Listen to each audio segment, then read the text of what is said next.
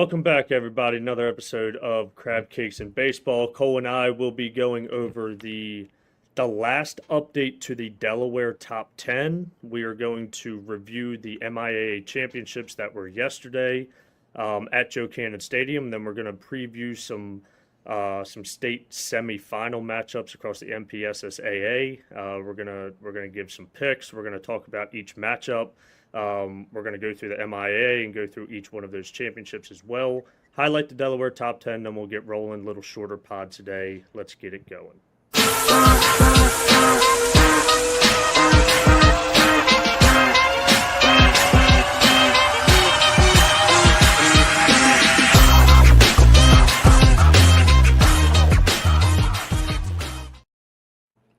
Mr. Cole Ledger, what is going on? Another day in paradise, right? Isn't that what my motto is? Usually, just another day in paradise. How you feeling today? I mean, a little later start today. I mean, obviously this usually goes out in the morning. We're not filming until about noon or 1 o'clock today, so a little bit later start to the day. But I mean, nice day off before the craziness tomorrow. If I choose to take a day off, I doubt. And we'll see if I go out to some Delaware action today to wrap up the regular season. But only time will tell, right? Yeah, I mean, how about the day off that you took yesterday, Cole? We were texting back and forth, and I was basically threatening you, and I told you if you come, there's going to be repercussions. So I'm glad that you took a full day off. You had pretty much a full 24 hours off. I don't know if you caught up on sleep. I know you're not much of a sleeper, but I'm glad that you did not leave the house and you did not scout anything yesterday. You got to rest up for some state semifinal matchups on Tuesday. A little bit more Delaware action this week. In anticipation of the state finals this weekend. So very happy that you got some rest. As I was at Joe Cannon all day long watching those championships, which we will get into. It was a great day of baseball. We crowned 3 champions on the day. Did not have to go to an if game across all 3. But we will get into that in a second, Cole. I want to go with the Delaware top 10.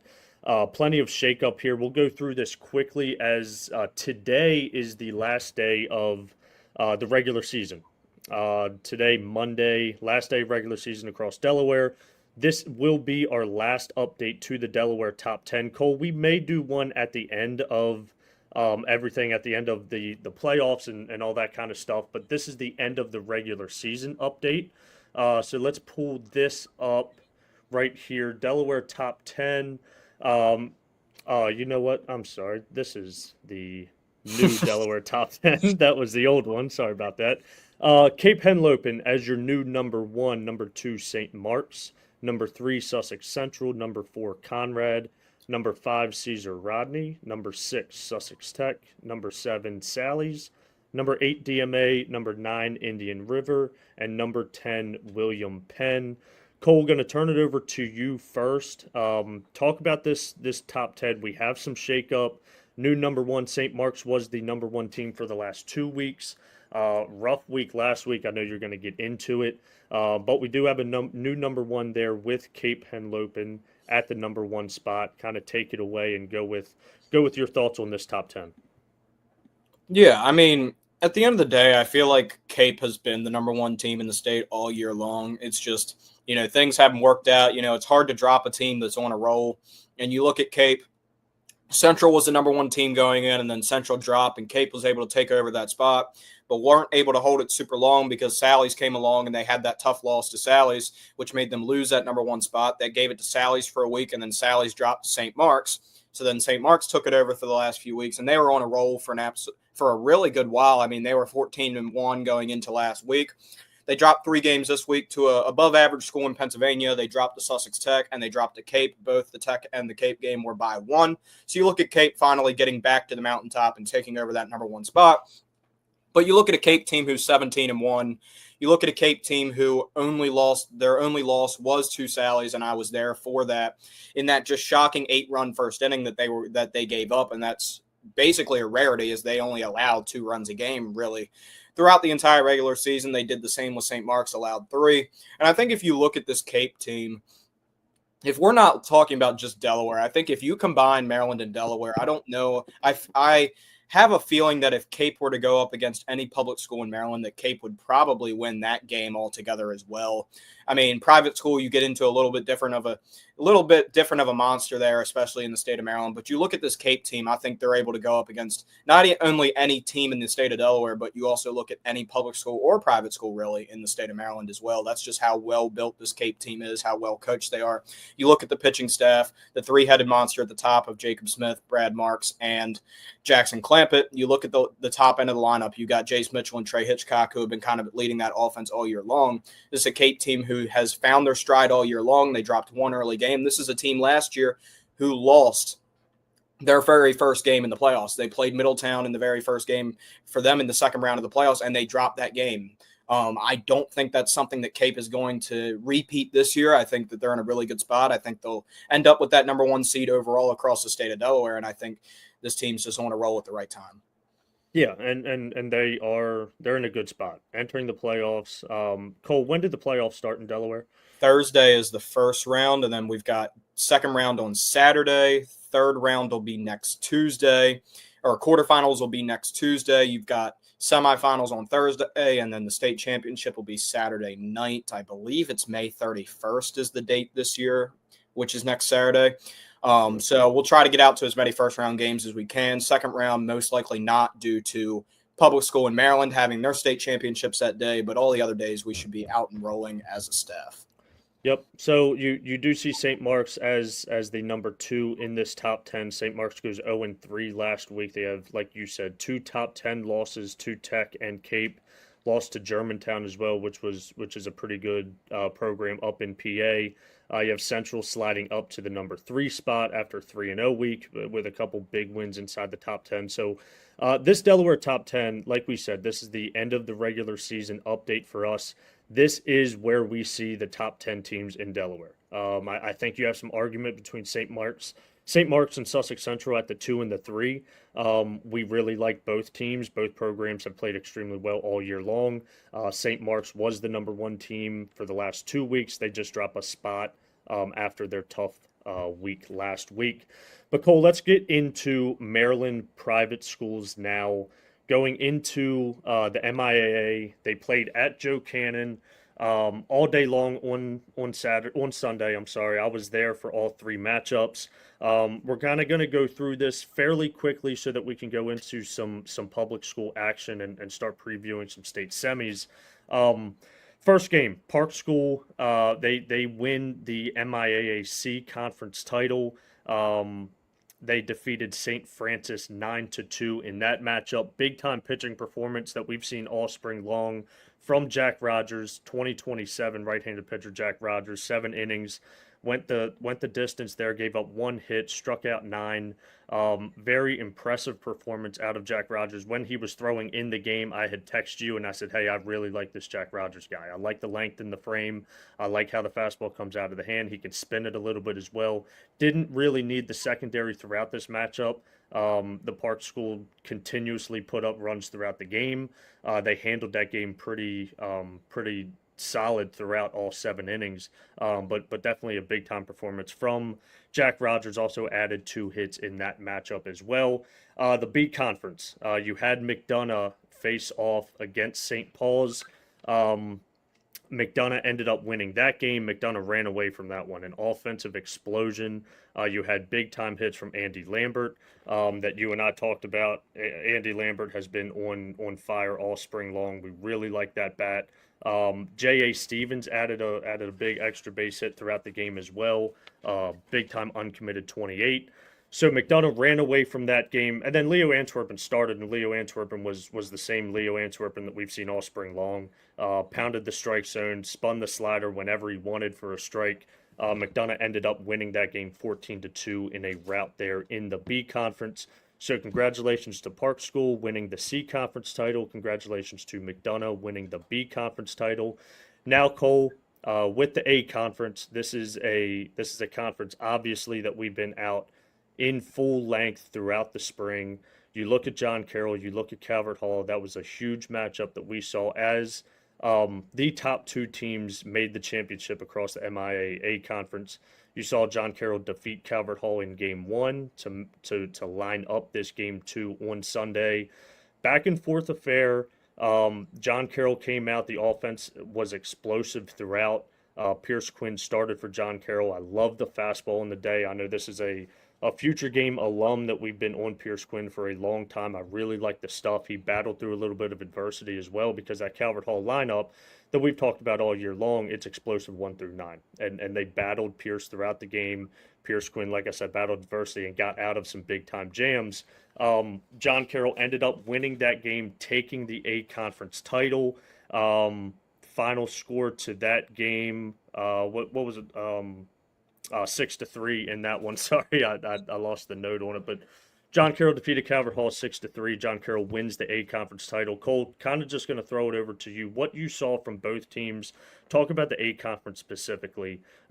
Two juggernauts going up against each other in John Carroll and Calvert Hall. Just give me your thoughts on that matchup there. Yeah, I mean, I think the way, these two are obviously 1 and 2 in the Maryland Power 25 going into the MIAA playoffs. There was discussions back and forth. I know you had Calvert Hall a little bit higher. I had Carroll a little bit higher, and those were some discussions that we had throughout. And I think it just came down to it was about the matchups that we saw that we knew, throughout the spring. You look, Carroll swept Calvert Hall throughout the spring, went 3-0 against them in their series, but then Calvert Hall took down number 1 Spalding at the time, so they went to the mountaintop at number 1. And then Calvert Hall really went on a roll to end the year. So Calvert Hall really didn't drop a game, didn't allow Carroll to really take that spot from them. And then they go into the playoffs. Neither teams really had an issue in their first round in the semifinals. Calvert Hall took care of Spalding and John Carroll took care of MSJ. But, I mean, you look at this matchup and, you never know what happens if things go to a game 3. But you look at the two-headed monster that Calvert Hall or that John Carroll had on the mound and had the ability to do. They went they had Mueller. They had Pierce Quinn. They were able to get Pierce Quinn back for that game. Going into the week, it was a question mark whether or not he would be good to go, but he was good to go. And like you said, he was terrific, battled throughout the entire game. And, I sent a tweet out about this last night. I said, you look at this John Carroll 2025 class, it's a class that we've talked about so long over the last 4 years. This was a class that we said that this class is well deserving of a MIAA crown. You look at Casey Carpenter, you look at Dallas, you look at Will Ryan, you look at Drew Jordan, you look at Brooks Mueller, you look at all the other guys who contributed over the last 4 years. And obviously Spalding kind of ran it their entire high school career. Spalding took it their freshman, sophomore, and junior year. And with Spalding taking a bit of a step back, due to a couple guys banged up and some other factors, you look at John Carroll finally being able to take over that. And, you look at this team, we said that this offense was very capable of getting that title, and they finally do in their last year. The last game they're ever going to play together, they finally are able to take care of that title, get John Carroll a baseball title before they head off to their respective colleges. They've got 6 or 7 commits in that senior class. I'm just really excited to see what all of them do here at the next level. Yeah, I mean, it was special to watch. It was emotional to watch. Just what this senior class and what we've seen from the senior class throughout their entire high school careers. I mean, when I started with prep baseball, these guys were in 7th grade. So I got to see Will Ryan, I got to see Casey Carpenter, I got to see Dallas Brooks as 7th, 8th graders and see them go into high school and really see what they became, what they started at and what they became throughout their high school career, and they became monsters. I mean, when you're looking at Will Ryan battling the injury bug that he had, and he gets to come back for his senior year and be as strong or even stronger than what he was prior to the injury. It was a lot of fun to watch. Dallas Brooks going through the recruitment, the recruitment trail that he was originally committed to the University of Maryland. Now he picks up a huge commitment to UCF. And then you look at Casey Carpenter. I don't know if we've seen a more power out of a right-handed stick in the state of Maryland on the high school side of things. You look at like Lamar King having the power potential that Lamar had a couple years ago. But Casey Carpenter, we haven't seen this kind of power probably since Jackson Merrill had it at Severna Park. Casey, every time he stepped up to the plate, you thought he was going to hit a home run, and it was a lot of fun to watch. The power ceiling is immense on Casey Carpenter and all of these guys. You saw power out of Will Ryan consistently throughout the spring. You saw some power, and you saw the approach become more and more consistent out of Dallas Brooks at the plate. So just watching these guys perform throughout their high school career and get better and better and better each year made it kind of emotional for me, because this was kind of my first class getting into it, this 25 class, and seeing these guys from John Carroll get it done at the end. It was a lot of fun to watch. It's been great to watch these guys throughout their high school career. And then on the other side, you look at Calvert Hall. Calvert Hall had a slew of 25. That 25 class at Calvert Hall was legit as well. You look at Will Hack, you look at Pilarski, you look at Pites, you look at Caden Barmer, and a slew of other ones. Braden Wolf was phenomenal for them all year long. That Calvert Hall team, I don't want to shy away from giving them their flowers, because that Calvert Hall team played extremely well all spring long. They just ran into a juggernaut that was John Carroll, and John Carroll got it done consistently throughout the spring, and they got it done in the championship. So big time win for John Carroll. Love to see it. It was great to see, and great to see those two teams and those two programs compete against each other all spring long. Yeah. So flowers off to both programs. Anything else from you? I mean, and obviously shying a bit away from the senior class that did it. You look at this junior class at Carroll, another class that really stepped up when things mattered this year. You look at Bryson Altland, who I was at game one of the semifinals against MSJ, and he had basically the game-winning hit, ripping one down the line in left field, and scoring that run that really gave John Carroll that first game against Peyton Youngbar. And Youngbar battled that entire game. And you just look at we always talk about the seniors, and obviously the seniors played a massive role yesterday, as you had texted me throughout the game. But then you look at how they kind of got there. Everybody was able to step up. And then you look at the guy who may have been the biggest X factor for not only John Carroll this spring, but for the entire state potentially. And you look at Joey Cowden. Apparently his last name is pronounced Cowden. And we've been calling him Kudon this whole time. We've gotten it wrong this entire time. That's okay. I'm terrible at pronunciations. That or the John Carroll guy doesn't know how to pronounce it. So I'm gonna go based off what he does. But I mean, you look at him. This is a guy that hit leadoff for him this spring. Even with all those bats, he was able to take the leadoff spot this spring. Hit almost 380, potentially over 380. I'm not sure what his final line was, but you look at a guy who was 5'8", 5'9". I'm not sure exactly what his height is. He hit 15 home runs this spring. By far the most of anyone in the state. I'm pretty sure second was Casey, funny enough, with 11. But you look at Joey and what he was able to contribute his junior year, and you look at how can you beat his junior year and his senior year? And that'll be really fun to watch. But I think just the X factor, the way that Joey and Bryson and Miggy played, don't want to go away from Miggy, and even Pierce on the mound. You look at this junior class as well. A very upperclassman held team. You got a lot of seniors and juniors that saw a lot of those times, but I think, and even like Kieran Daramick played a big role. I believe he was the game 2 starter against MSJ. You just look at this junior class and what they were able to contribute as well to really help these seniors get that title that they had wanted for the past 4 years. Yeah, well said. And Joey Baseball there with the power that he produced this spring, man. It was a ton of fun to watch, and like you said, the stature wise, that you don't look at Joey and say, oh, that's a power hitter, but he produced.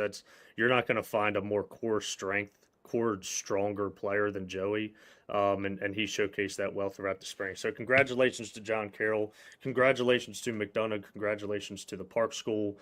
We crowned all 3 MIAA champions on Sunday. So congratulations to that. Private school baseball across the state of Maryland is officially finished.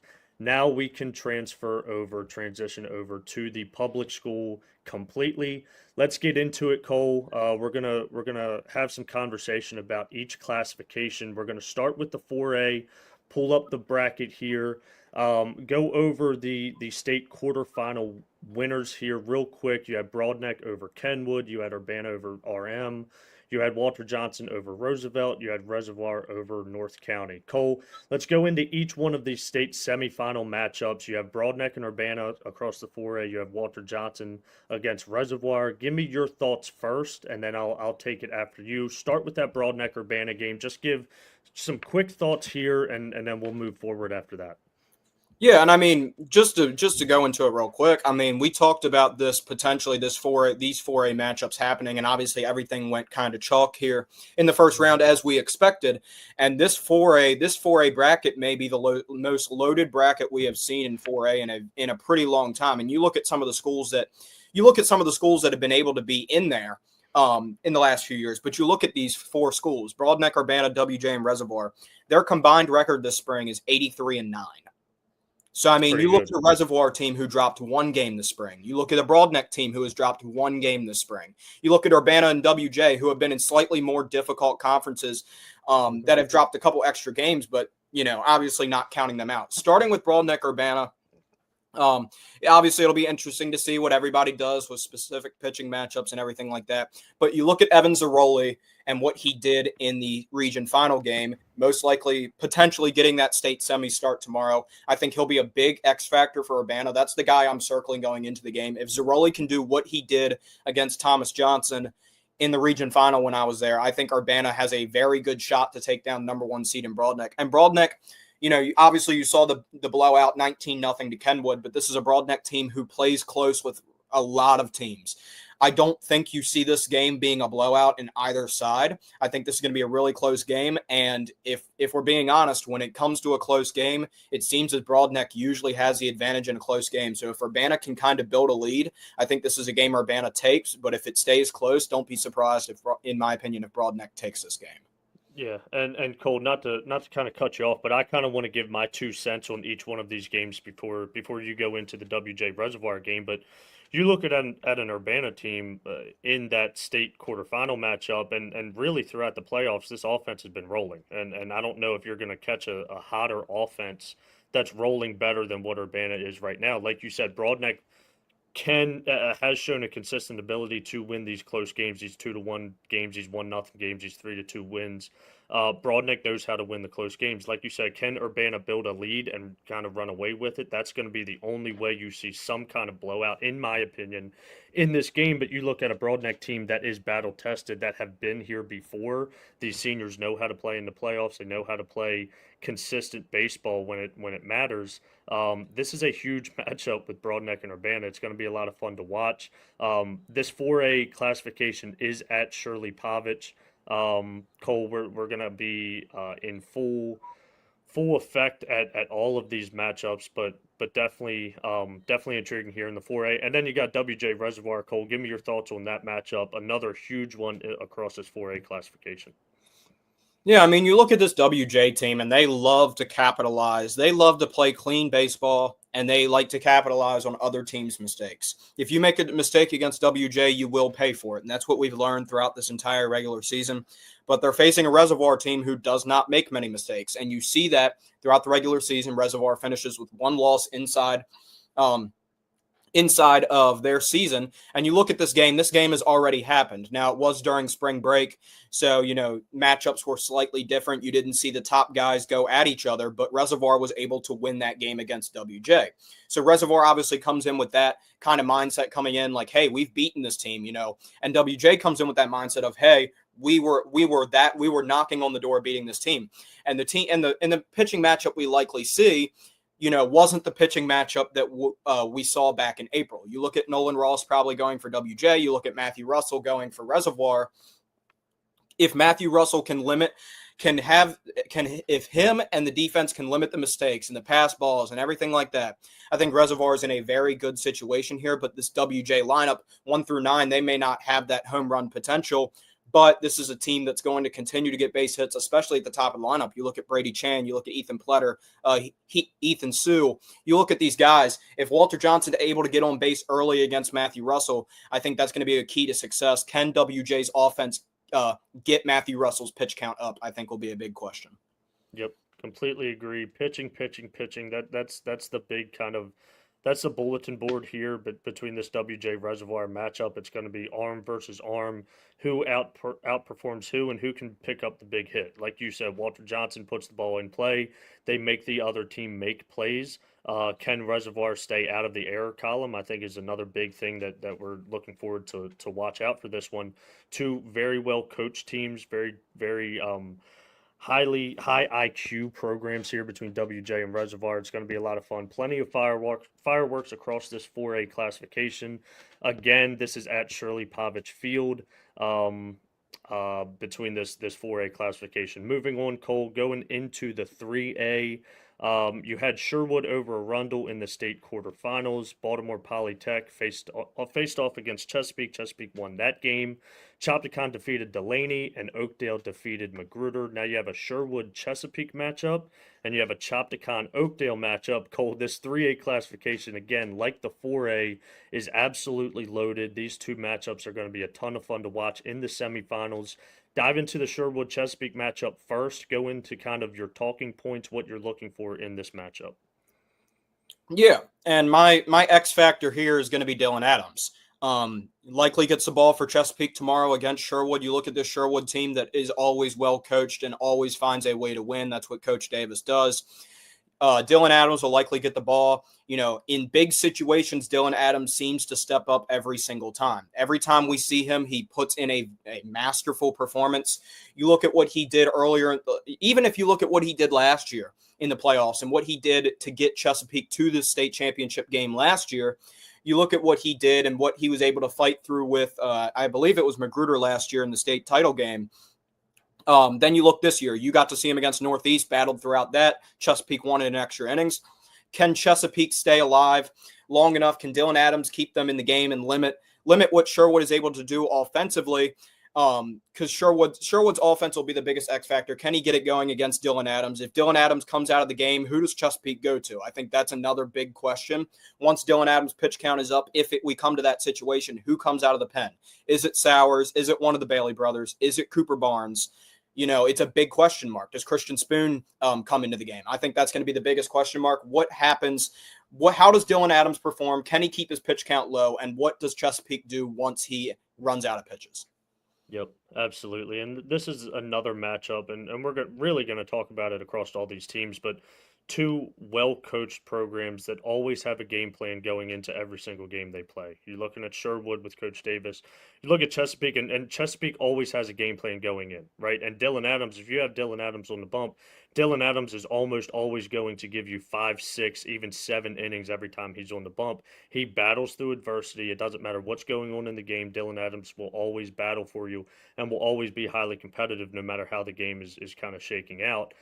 This is a highly intriguing matchup for me. I really like this matchup. It's going to be tough to pick here between Sherwood and Chesapeake because there's a lot of things that can go into the game. You look at a Sherwood team that doesn't make a lot of mistakes, a Chesapeake team that is that battles at the plate and puts the ball in play. It's going to be a lot of fun to watch. That is certainly a highly intriguing matchup across the 3A. Cole, at the bottom side of this bracket, you have Chopticon, big-time school out of the SMAC. You have Oakdale, that we've been on Oakdale for a very, very long time, have talked at length about this Oakdale squad and this Oakdale program that has definitely opened my eyes specifically throughout the spring. Go into this matchup with Chop and Oakdale and kind of give me your initial thoughts here. Yeah, I mean, we talked a lot about pitching matchups in the last few matchups. I want to focus here on the offensive side. You look at this Oakdale team who, we had conversations about what would happen against Magruder. I had faith in this Oakdale team with J.P. Schultz to get by Magruder. That's exactly what happened. You look at Parker Dix being back up to be that guy to come to start the game for Oakdale with J.P. Schultz not being able to go. Can Parker Dix limit a very, very high-powered Chopticon offense? This is a Chopticon offense that I got a chance to see very, mid-April, early April, and I really liked what I saw when I walked away. You look at Logan Carver, who I believe just won SMAC Player of the Year down in the SMAC, so congratulations to him. You see some other guys that have really stepped up. You look at a guy like Maverick Truman. You look at a guy like Ryan Welch, 227s, who we've really liked throughout this spring. This Chopticon offense is explosive. Can Oakdale's offense keep up? Oakdale's offense definitely has opened a lot of eyes throughout, like you said, throughout this postseason, was able to get to Magruder. Chopticon, you're likely seeing an equivalent to what you saw arm-wise with Magruder. Chopticon's definitely more offensive-based, just like Magruder was. You look at this Oakdale team who is balanced on both sides. Can the top of the lineup get things done? You look at those guys. You look at like Nolan. I don't even want to try to pronounce your last name. Let me not butcher that. But you know who I'm talking about. You look at Parker Dix. You look at Cooper DeWall. You look at Grady Beaver. Can all those guys get together and kind of out-hit this very high-powered Chopticon offense. Yep, and I think I completely agree. I think that's that's where it comes down to. Can Oakdale come up with a big hit when it is needed throughout this game? That Chopticon offense is going to score runs. I understand Parker Dix most likely gets the ball in this game. He has been extremely consistent all spring long. This Chop lineup, you have to think they're going to put up runs in this game. It doesn't really matter who's going up against them. Chop always puts up runs, so they will put up runs again in this one. Can Oakdale stay with them throughout this on the offensive side? And can they come up with the big hit at the end? We love how this lineup looks at the top of that Oakdale lineup. Can they come up with the big hit towards the end of the game? I think that's what this game is going to come down to. What side gets the big hit towards the end? Moving on, Cole, going to the 2A classification. This classification is going to be played at Joe Cannon Stadium. You had Huntingtown defeat Southern in the quarters. You had Hereford over Eastern Tech, Parkside over Middletown, and North Hartford over Lackey. Cole, you have a big-time matchup there at the top with Huntingtown and Hereford. We have both seen both teams. We really like these programs here with Huntingtown and Hereford. Give me your thoughts on the H-Town and Hereford matchup there at the top. Yeah, I mean, you look at this Huntingtown team and the pitching staff that they've been able to do throughout the spring. You want to talk about a team that's been balanced on both sides of the ball all spring long. It's hard to look past this Huntingtown team. That's exactly what they've done all spring long. You look at Trevor Robbins giving them an amazing game against Southern, going a complete game. Who does Huntingtown go here in the semifinal matchup? I think that'll be a question. Will it be a guy like Mason Wells? Will it be a guy like Noah McMurray? Who gets the start here in this game? You look at Hereford. They definitely have the pitching available as well. They started Aiden Circa against Eastern Tech, but with that game getting moved due to it being canceled due to rain, he is available because his pitch count was kept low. You look at Gavin Jacker, who's also available for this game. So both teams coming in with a pretty fresh pitching staff outside of Trevor Robbins for Huntingtown. Which offense can get it going first? You look at like the Metz brothers. You look at Willie DeSantis there in the middle of the order for Hereford. If Hereford's offense can take advantage of a Huntingtown pitching staff, I think Hereford's in a very good position here. If they keep it low scoring, I think Huntingtown can take it. Yeah, I love both of these programs. You talk about consistency throughout the spring. Huntingtown and Hereford has been those two teams, those two programs. Like you said, I think it comes down to the pitching matchups here. Both teams are pretty fresh, fairly fresh with who they can turn the ball over to. This is another game. I think, in my opinion, it's going to be a low-scoring affair, and another game where who comes up with the big hit. It's going to be a consistently well-played game like it has been between these two programs all spring long. A lot of fun to watch here in the 2A. Love this matchup with Huntingtown and Hereford, and we'll see who comes up with the big hit at the end. Moving on, Parkside, North Hartford, Cole. You saw Parkside in an offensive explosion in that quarterfinal matchup that you were at. I think you threw out about 20 different tweets on this matchup. This Parkside offense is rolling at the right time. Give me your thoughts on this matchup as well. Yeah. This is the way this is the first thing that I look at when this kind of goes is both of these staffs are well fresh and every single arm is available for both staffs. With North Hartford winning in 5 innings and Parkside winning in 5, both Colin Kite for North Hartford, who threw against Lackey, and Chase Shepard, who threw for Parkside, are both available. Now, I think North Hartford, I wouldn't be surprised to see them go Kite again. I would be more surprised if Parkside takes Shepard to start the game. I think there's a chance he comes into the game, but I do think Trudeau likely gets the start for Parkside in that game. But you never really know. But yeah, this Parkside offense, it was the big question going into the playoffs, and what my biggest question was going into the regular season. Obviously, I took Queen Anne's to win the region back in the preseason. I said it was because I wasn't sure what this Parkside offense was going to give. And throughout the spring, you kind of saw exactly that. Some days they'd score 10, some days they'd score 1, and, the offense was just so hit and miss. But here in the playoffs, their offense has been on a roll. They had, I believe, 19 hits or 18 hits against that Middletown team. And that Parkside offense is rolling, like you said, at the very right time. Can Parkside's offense keep it up? I think if Parkside's offense keeps it up, I don't think there is a team that can beat Parkside if they hit the way that they did against Middletown. That's how impressed I was walking away with that Parkside team. Was it the most impressive hits? Not always, but they always put the ball in play and put it right where the outfielders weren't, and that's the key to victory there. Can North Hartford limit this red-hot Parkside offense? I think it's the biggest question here. And can North Hartford's top of the order, you look at the Deal brothers and guys like that and like Colin Kite, can they get something going here for North Hartford? Yeah, the big thing here, I think Parkside wants a high-scoring game, and North Hartford wants something that's a low-scoring game. I think if this game stays 3-2, 4-3, 5-4, I think you may see North Hartford that go to their advantage. If Parkside can make this a shootout, I think Parkside has a ton of confidence going into this game. We'll see how that kind of shakes up. Another high-powered matchup here with Parkside and North Hartford. And this 2A bracket here, this 2A classification, both matchups are going to be a ton of fun to watch, and I think very highly competitive on both sides. Moving on, Cole, last one, the 1A classification. This game is at McCurdy Field. This classification is at McCurdy Field. You had Allegheny over ACCE. You had Smithsburg over Snow Hill, St. Michael's over CMIT North, and Pikesville over Patterson Mill. Cole, going to start with you at the top. Very, very high-powered Smithsburg team that I saw last week. Love the offensive firepower there. You're looking at an Allegheny team, a perennial powerhouse that we have not gotten a chance to see this spring just yet. We will obviously see them on Tuesday.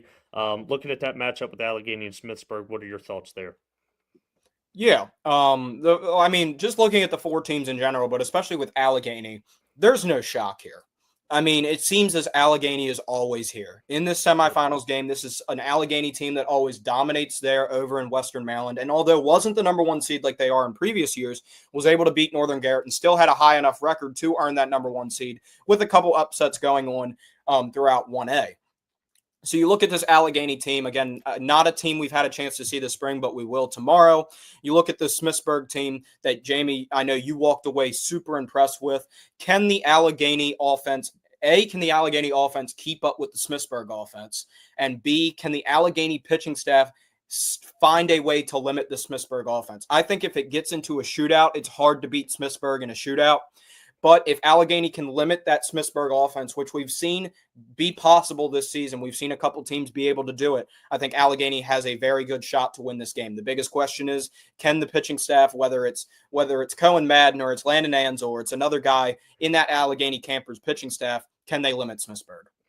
I think, yeah, and like you said, this is kind of just like that 2A matchup with North Hartford and Parkside. Parkside wants a shootout. I think Smithsburg might want a shootout as well. If it is a shootout, I think it trends towards Smithsburg winning this game. Allegheny, like you said, you knew they were going to be here. They were not the number one seed coming into it, but you always have to estimate that Allegheny is going to make a state semifinal. They do it year in and year out. The Smithsburg team, another thing that impressed me with Smithsburg is they're like 4, 5, even 6 arms deep on the bump that they can turn to and kind of rely on a quality start out of them. If one struggles in the first 2 innings, they can go to another arm after that. They're fresh, they're healthy entering this game. It's going to be another big matchup here. I look for Smithsburg to get after it on the offensive side. If they make it a shootout, I think Allegheny struggles to keep up with them, but should be a very highly competitive matchup there, as all of these matchups have been and will be throughout Tuesday. Cole, going into St. Michael's and Pikesville, what do you see in this matchup? Obviously, St. Michael's over on the Bay side. Coach Femi does a phenomenal job with his program. They're always making a deep run in the playoffs. What do you see in this St. Michael's Pikesville matchup? Yeah, so we saw a couple upsets here in the state quarterfinals. What you would qualify, I guess, as an upset is very debatable. But most likely, I would say maybe the biggest surprise, especially to you, I know we were talking about this right after the game, was that Pikesville and Patterson Mill game. Patterson Mill was a heavy favorite, being the runner-up last year in 1A and having that number 2 seed and staying on the opposite side of that Smithsburg bracket. You thought Patterson Mill kind of had that advantage there. But Pikesville gets it done once again. You look at Michael Payne getting it done once again on the mound, and that leaves Isaac Garanzik to go for this St. Michael's matchup. You look at St. Michael's having their ace available as well, not using him against CMIT North. You look at Will Sherwood being ready to roll. I think that's going to be a very intriguing pitching matchup. Two very crafty arms that won't blow you away velo-wise, but know how to pitch in Garanzik and Sherwood. If both of them are on it, I expect a low-scoring game. I honestly expect a low-scoring game either way. Which offense can get going first, I think, is the biggest thing. I think whichever offense can get going first likely will be the team that wins this game. The question is, will that Pikesville offense get going first, or will the young bucks at that St. Michael's squad get that offense going? Yep. I completely agree with you. It's a couple scrappy lineups here that put the ball in play and make the defense make the plays. I think that's a big thing in this game. Who can stay out of the error column the most? You look at these two arms, they're going to compete on the bump. They're going to make you beat them. They're going to throw strikes. They're going to make you put the ball in play, and we're going to see how these defenses react to it. I think this is another game that stays low scoring and comes up. Who comes up with the big hit at the end, I think, is going to be the team that wins this game. So that's it for all four classifications. Cole, any other thoughts when you're looking across any of these four classifications? Any more thoughts going into bulletin board material or what that you're really looking for as we enter tomorrow's matchups? Honestly, I'm just looking forward to seeing how well matchup based a lot of these games ended up being. Obviously, you look at 4A and you see the big guys kind of going at each other, but even you go all the way down to 1A, there's some really interesting matchups. I mean, you look at, like we just said, with the St. Michael's and Pikesville matchup, you've got a very crafty pitching matchup there. You've got an Allegheny team that not many people know about going up against a high-powered Smithsburg offense. I think in every matchup, like we just kind of went through with all, 8 matchups, there's something to look forward to. There's definitely something to circle. I think all 8 matchups are definitely something to watch. I know we're going to be excited to get out to as many of those matchups as we can over tomorrow, and we kind of see where things go. But I think just overall 1A to 4A, obviously you've got the big dogs at the top with 4A and 3A, but never count out these smaller schools because these smaller schools usually give you a little bit more fireworks throughout. Usually these 4A and 3A schools are just really intense rivalries that, you always see these back and forth or really close games or walk-offs. But these 1A games, they have the potential to really blow something up, maybe 20 runs, 15 runs. You look at Allegheny, they scored 20 in the first round. St. Michael scored 18 in the first round. You look at these teams and what they're able to do on offense, I think all 8 matchups are going to be really fun to watch tomorrow. Yep, completely agree. A lot of explosive offenses, but you see a lot of pitching match up well with all of these programs throughout all of these matchups. You see them not necessarily being without an arm that they were really looking for in this state semifinal matchup. A lot of arms are healthy. A lot of it due to the rain and pushing some games back and messing with a lot of the schedules. You see a lot of very, very intriguing pitching matchups. And then these offenses, a lot of these lineups are loaded 1 through 9 that can get it done 1 through 9, put the ball in play and see what happens. So definitely looking forward to all of these matchups on Tuesday. Our staff will be out there in full force at all of these matchups to get out there and provide you as much coverage as possible. Cole, anything else before we get out of here? No, let's let these people get some sleep, and then we can look forward to seeing everybody out at these sites tomorrow. Even if you're not playing, come out. There's going to be some great baseball, whatever's closest to you. There's going to be some great matchups, regardless of where you are in the state. Just looking forward to tomorrow.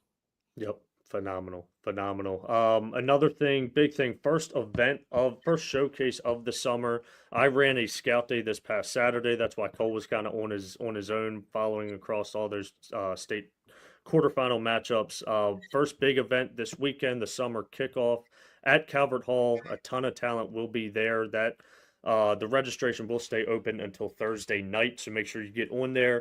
That event will not sell out. That will be a smaller event in terms of players, so make sure you get on there and register for that event. Plenty of other opportunities. You have the state games, you have top prospect games. Make sure you get onto the website, click that events tab, and find an event that is close to you, that works the best through the gauntlet of the summer schedule that you go through throughout the summer. But that's it for us. For Cole Ledger. I like the new one. What new one? The new event. Oh, yeah. So we are at July 8th. July 8th at Mount St. Mary's, another ID event. Thanks, Cole. I appreciate that, man. You're a stud.